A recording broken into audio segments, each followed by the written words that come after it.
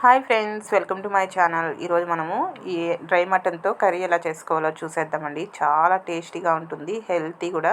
మనం ఇది ఒక్కసారి ప్రిపేర్ చేసి పెట్టుకుంటే 1 ఇయర్ వరకు స్టోర్ చేసుకోవచ్చండి ఈ మటన్ని. నేను ఇక్కడ మటన్ తీసుకొని వాటర్లో యాడ్ చేసి శుభ్రంగా ఒక 2-3 సార్లు క్లీన్ చేసుకుంటున్నాను. ఎందుకంటే మనము ఎండబెట్టినప్పుడు దుమ్ము ఏదైనా పడి ఉంటుంది కదా, అదంతా క్లీన్ అయిపోవడానికి ఒక 2-3 సార్లు వాటర్లో క్లీన్ చేసుకుని పక్కన పెట్టుకున్నాను. ఇప్పుడు ప్రిపరేషన్ చూసేద్దాం. స్టవ్ మీద ఒక గిన్నె పెట్టుకొని ఇందులో 1.5 టేబుల్ స్పూన్ ఆయిల్ యాడ్ చేసుకోండి. ఆయిల్ హీట్ ఎక్కిన తర్వాత సన్నగా కట్ చేసుకున్న ఆనియన్స్, పచ్చిమిర్చి, ఫ్రెష్గా ఉన్న కరివేపాకు రెమ్మలు యాడ్ చేసి ఇదంతా కూడా బాగా ఫ్రై అయ్యేలాగా ఫ్రై చేసేసుకుందాము. చాలా టేస్టీగా ఉంటుందండి. ఈ డ్రై మటన్ని మనము ఎలా ప్రిపేర్ చేసుకోవాలి ఏంటి అనేది మీకు నెక్స్ట్ వీడియోలో చూపిస్తాను. చాలా ఈజీగా ప్రిపేర్ చేసుకోవచ్చు. మెయిన్గా ఇలాంటి సమ్మర్లో ప్రిపేర్ చేసుకున్నట్లయితే ఈజీగా డ్రై అయిపోతుంది మటన్. మనము స్టోర్ చేసుకోవడానికి కూడా బాగుంటుంది. మీలో ఎంతమందికి ఇష్టమో ఈ డ్రై మటన్ అనేది తప్పకుండా కామెంట్ చేసేయండి. ఈ విధంగా ఈ ఆనియన్స్ అంతా కూడా బాగా ఇలా కలుపుకుంటూ ఇదంతా కూడా లైట్ గోల్డెన్ బ్రౌన్ కలర్ వచ్చేంత వరకు ఫ్రై చేసుకోవాలి.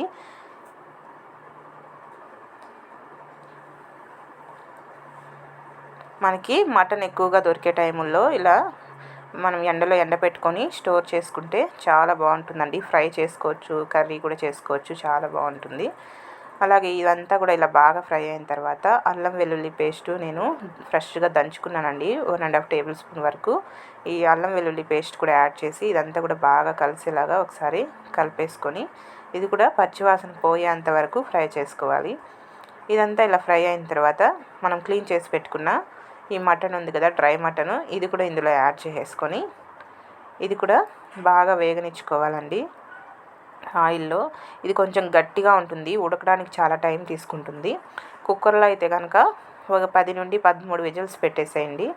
నార్మల్ గిన్నెలో అయితే చూసుకుంటూ మెత్తగా ఉడికేంత వరకు ఉడికించుకోండి. టైం అయితే చాలానే తీసుకుంటుంది ఉడకడానికి. ఇలా ఇదంతా ఒకసారి కలిపేసుకొని ఇందులోకి కొద్దిగా పసుపు, అలాగే రుచికి సరిపడా సాల్ట్ కూడా యాడ్ చేసేసుకుందాము.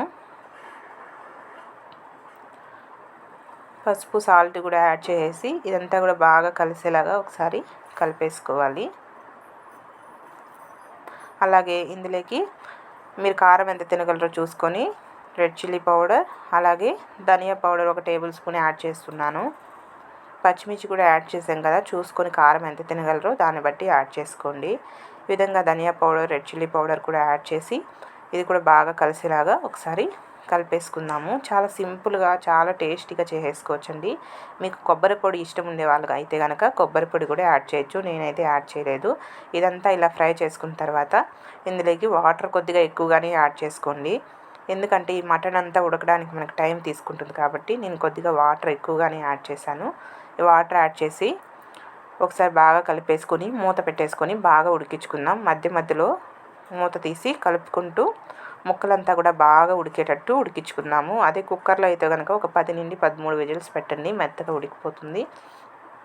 ఈ విధంగా మధ్య మధ్యలో చూసుకుంటూ బాగా కర్రీ అంతా ఉడికేలోపు మనకి ఒక 30 మినిట్స్ నుండి 45 మినిట్స్ వరకు టైం పడుతుందండి. కుక్కర్లో అయితే త్వరగా అయిపోతుంది. నేనైతే నార్మల్ గిన్నెలో చేస్తున్నాను. చూసారు కదా, ఎంతో టేస్టీగా మనకి డ్రై మటన్ కర్రీ అనేది రెడీ అయిపోయింది. మీరు కూడా తప్పకుండా ట్రై చేయండి. ట్రై చేసి నా వీడియో కనుక నచ్చితే నా ఛానల్ తప్పకుండా సబ్స్క్రైబ్ చేసుకోండి. Okay friends, bye.